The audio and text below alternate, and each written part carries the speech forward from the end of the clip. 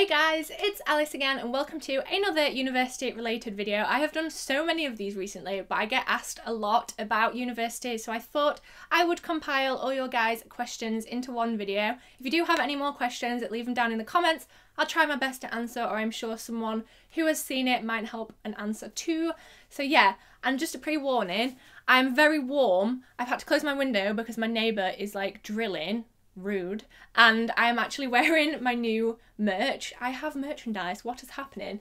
Yeah, this is my new merch hoodie and I've literally just picked it up, so I wanted to wear it. I'll leave the link down below and the video for when I kind of showed everything. So exciting, so make sure you pick some up before it all goes out of stock.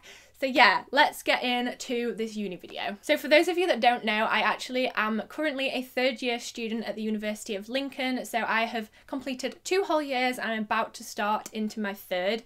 So if you want to follow my vlogs or any of my old videos to do with uni, I vlog about it a lot. So make sure you're subscribed. But yeah, a lot of these questions might be linked back to Lincoln, but I'm sure you can find usefulness from them anyway. So Jessica asks, how often did the fire alarm go off when you were in halls? I actually didn't live in Lincoln's like main campus halls. I lived in the Pavilion House, which officially wasn't on campus, but it was very, very close. It was literally next to it, so it might as well have been. And they had a fire drill every Friday, I think, at like 5 p.m. So they did one every Friday at 5 and you kind of just knew that that was going to happen. You didn't have to like leave your room for that. But I actually never really stayed in that halls on a Friday because I used to have a job back home, so I never really experienced that. They did go off quite a few times at like 4 a.m. or 6 a.m. or whatever in the morning when someone gets back drunk and decides to make a toasty. Can you hear that drilling? I really hope you can't, I'm sorry. But yeah, when someone decides to drunkenly cook, that's usually when they go off, which can be really annoying when it wakes you up, and it is the loudest thing in the entire world, but unfortunately it is keeping you safe. So they do go off kind of often, but I mean, it's not that much of a problem. Lil asks, did you get on with all your flatmates in halls? No, I didn't, and I feel like for those of you who've followed me for a while, you've probably seen me go through that whole experience, but in short, I got on very, there was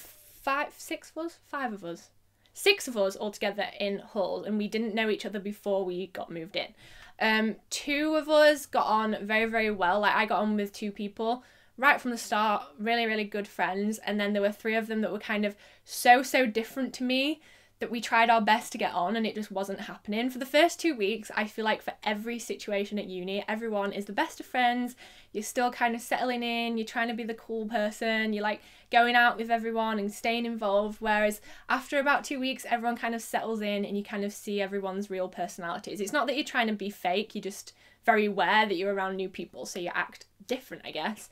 But yeah, all in all, we got on to a certain extent, but I feel like our personalities just ended up clashing.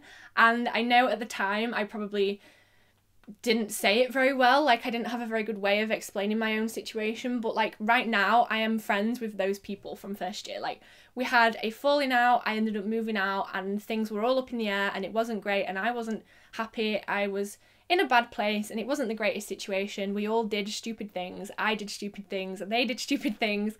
But now I can very happily say I've kind of moved past that. At the time, it was awful, and just know that even if there is a bad situation, you will get through it, because I mean, here I am, and I'm now friends with those people who I thought I'd never ever speak to again because they were so horrible to live with. I think we've all just agreed we wouldn't get along living in the same house, whereas I'd happily be friends with them now, and I am. So if you are in a bad situation with your housemates, like, don't think too much of it. Like, obviously it's a big situation because that's where you're living, but I mean, I went through that, I moved flats and I've come out the other side, so don't think too far into it, just kind of go with the flow. If something happens, it happens, you can sort it out, but I wouldn't worry about it, honestly, because worrying about something's not going to change it. You've just kind of got to deal with it as it happens. Rianne asks, what's the best and worst thing about university? I get asked this a lot and I feel like I always say the same answer, but the best part is the independence for me. I love that I can get up when I want, do what I want. I don't know, like, if I want to stay in my pyjamas all day, I can. If I want to go out that night, I can. Like, I don't necessarily have to ask anyone's permission. But also, the worst part about that is the independence, because then you are responsible for your own washing, you're responsible for making sure everything's tidy, you don't have like your mum following you around picking up after all your clutter. Like, it works both ways for me. I feel like a lot of people answer that differently, but I always have that answer, to be honest. H. Inga asks, how long did it take to get your shower fixed in first year? You've been watching very old videos. If you don't know, I actually have like vlogs from right when I moved in first year, and weekly vlogs. Like, I literally have the whole of my university experience documented. So I'll make sure everything's linked down below. But basically, when I got into my flat, you get given like an inventory, which is basically a list of everything that should be in the flat. And like boxes next to it, and you basically write down if there's any marks on the walls, or if there's anything missing that should be there, or, you know, like, if, I don't know, say if you go in there and your mattress is not there, you tick it on the box and they sort it out. Basically, I went in and I was like, oh yeah, everything's fine, wrote down a few marks on the walls so they wouldn't like charge me for that later, and I realised that I didn't have the actual shower. Like, there was all the plumbing, but the pipe and the shower head wasn't in there. And we were like, oh yeah, bit of an issue, the shower's not in there. And it actually took them maybe an hour to fix it, because if you report stuff in that very first week, they, like, maintenance do it very, very quickly. I'm presuming it's similar for like a lot of accommodations, but the one I was in were very, very good at that. Like, if you wanted something fixing, usually within like 3 or 4 days it was done.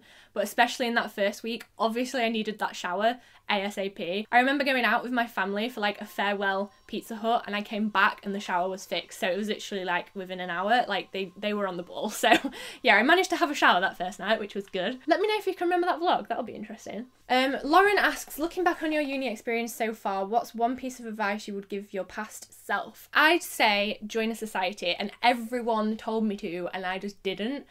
And I'm a social person to a certain extent, but I am very closed off. I'm very wary of who I trust just because of past experiences, and I just didn't see any societies that I was like instantly like, oh my god, I really want to do that, so I didn't actually do any. But honestly, if you can find a society that you like, which the chances are pretty great because there are a lot of societies at universities, go and do it, because it would be nice. I'd love to have a friendship circle outside of my course, because right now I only really know the people on my course, whereas if I'd joined a society I would know people from like a whole different section of the uni, if that makes sense. So yeah, join a society. I was stubborn and I didn't, and I wish I had. Char asks, what is it like maintaining a relationship at uni? To be honest, I thought it was going to be impossible. Like, I'd sat down with my housemates and they'd said to me like, you're never going to have time for a boyfriend. Like, we'd been joking about how single I was, and we just didn't think I'd ever have time. But you kind of make time for it. Like, if that person is someone you do want to spend time with, you will make sure you have time.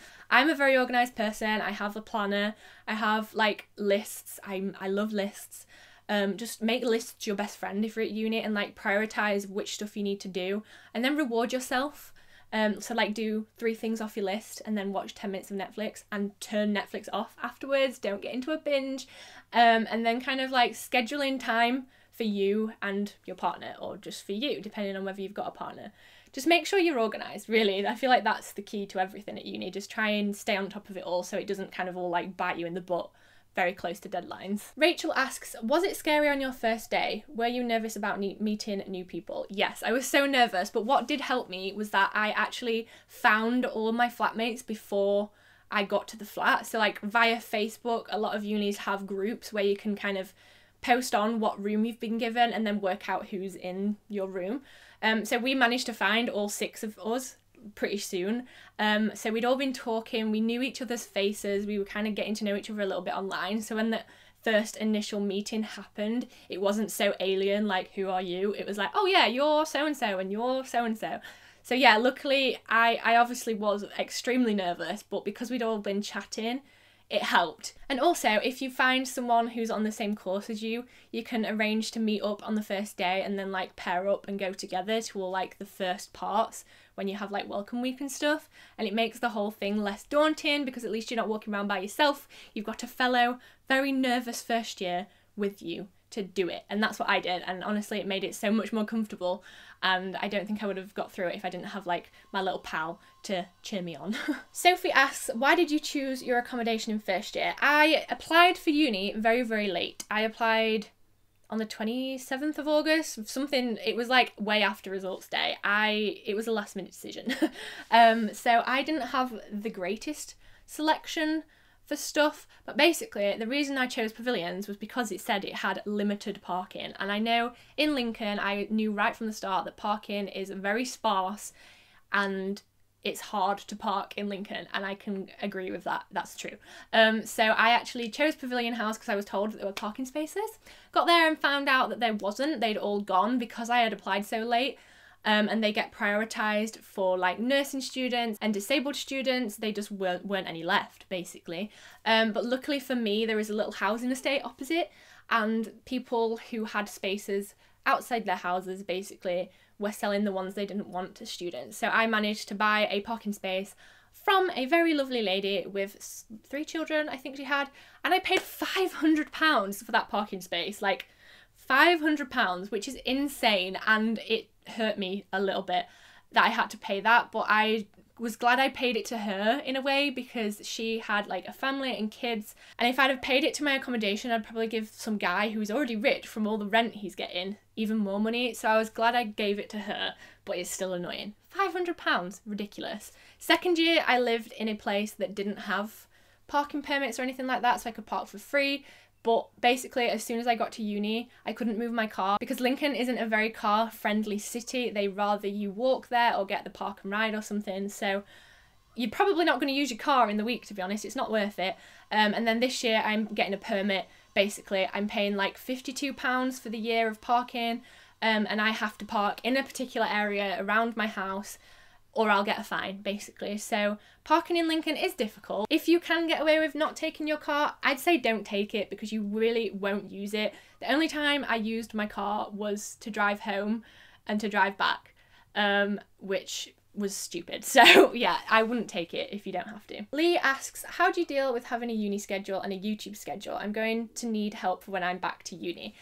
Organisation, that is the key. Like, as long as you're organised and determined to stick to what you have kind of arranged with yourself, that's it. I'm quite stubborn, so when I tell myself I'm going to upload 3 videos a week, I will. I am kind of, it's good to give yourself a bit of leeway and not be too hard on yourself if you can't, like, and your audience will understand. But honestly, just stay organised, plan ahead. Don't be too hard on yourself if you can't do a video because you've got uni work to do, because at the end of the day, the uni work is more important. But as long as you're organised, I feel like that wouldn't happen anyway. I managed to do it, so fingers crossed, if you're organised enough, you'll be able to follow suit and do it too. Shannon has asked, where do you park, as I'm terrified to live in uni halls and never be able to take my car up there all year. To be honest, if you're going to Lincoln, you won't need your car because you can get to everywhere in Lincoln by walking. It's such a small city. I can't really account for any other cities because I don't know how that works, obviously. But I mean, for Lincoln, like I said, didn't use my car. To the point, actually, I left my car parked and didn't move it for 2 weeks solid because I didn't need to. I wasn't going back to Doncaster. I can't drive it anywhere in Lincoln anyway because there's nowhere for me to park. Like, once it was sat in its spot outside my house, that's where it stayed. I left it there for that long once the battery went flat, so I had to get the recovery man to save me. That's how much I didn't use my car. In first year, it was a different story because I worked every single weekend back home, so every Thursday I'd drive back to Doncaster and then I'd drive back on the Monday. So that was when I needed my car, but even then, as soon as I got parked in my £500 parking space, it didn't move for the whole week until I got back in it to drive back home. The only bonus of having a car for me is like doing your shopping, because you don't have to carry your shopping from like on the bus or whatever, but that is solved with online shopping orders. So you can get around it, to be honest. I feel like for the money it's going to cost you to have the car there and to insure it for when you're probably not going to use it, it is a little bit of waste of money. And I wish I hadn't have done that in second year, but here I am, trying to help you guys learn from my mistakes. I have been talking for a long time in this video, oh my god. Okay, 2 more questions. So Emma asks, since you did a media course, she's applying for the same course, cool. Did you feel that the course was everything that you had expected? Because I applied so late, I didn't actually look into it as much as I probably should have, but I loved it, and I honestly really like the structure of my course, because in first year you did 6 topics, in second year you do 2, and then in third year you do 1. So you get a chance to try all the kind of different areas in first year, and then by second year you get to narrow it down to 2 things that you like particularly enjoyed, and then in third year you get to do the 1. So this course, the one I do, media production, is good for someone who knows they want to do something media related but isn't 100% sure what direction. And I really like that. I feel like that is why our course is so popular. Honestly, our course is ridiculously full, but that's a good sign, I guess. Okay, and the final question, I've been talking for a long time. Matthew asks, have you tried any of the restaurants in the uni, like between lectures? If so, are they nice? They don't have restaurants per se. They have a little canteen in the main building, and I've never had the hot food from the canteen, but I have ordered like paninis and stuff, you know, like sandwiches that they toast. And they are really good. They do little meal deals. I can't remember how much it is, but you get a sandwich, a drink, and a chocolate bar for whatever. The only thing is they are pricey, which it winds me up, and as a poor student I cannot afford to go to the on-site uni shop thing every day, because it's just ridiculous. So I usually ended up walking into town and I'd get like the Boots meal deal, which I could get for £1 on a Monday, and they've taken that deal down, which is so sad. If you know, you know.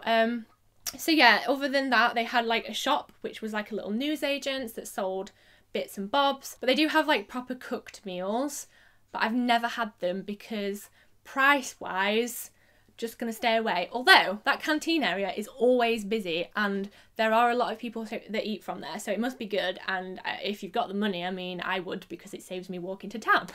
Lazy people problems. So yeah, anyway, that is enough for this video. I have spoken for nearly 20 minutes, so I'm gonna have fun editing this one. I hope this has been of use.